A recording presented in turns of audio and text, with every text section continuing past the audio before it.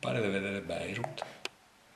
È sconvolto dalle foto di ciò che resta della sua casa da studente a Padova il vittoriese Matteo Dallanese, universitario iscritto a ingegneria meccanica. Era in affitto in via Tiepolo da ottobre, era rientrato a Vittorio Veneto prima di Natale, doveva tornare a Padova nel pomeriggio del 6 gennaio. Ricordarsi com'era prima la casa, sapere che ci si abitava, adesso vedere le macerie, vedere veramente che sembra un posto di guerra è un colpo forte, insomma.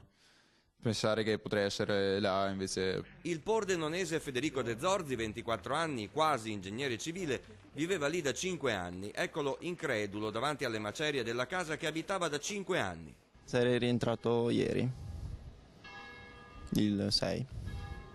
Evito di pensare al lato negativo, cerco di guardare il fatto che comunque siamo qua tutti quanti e possiamo continuare la nostra vita come prima. Non so cosa volete che dica. Che hai la vita salva. Sì, ok. Ne sono consapevole e va anche bene. Dallanese a febbraio avrebbe dovuto sostenere un esame, ora ha perso tutti gli appunti sotto le macerie. Sarà difficile un attimo adesso riprendere e recuperare tutto quello che abbiamo perso, però insomma è già tanto che abbiamo questa possibilità, insomma. Avevo libri, vestiti, qualche oggettistica necessaria per dormire, cose in bagno, delle scarpe, tutto quello che insomma usa una persona.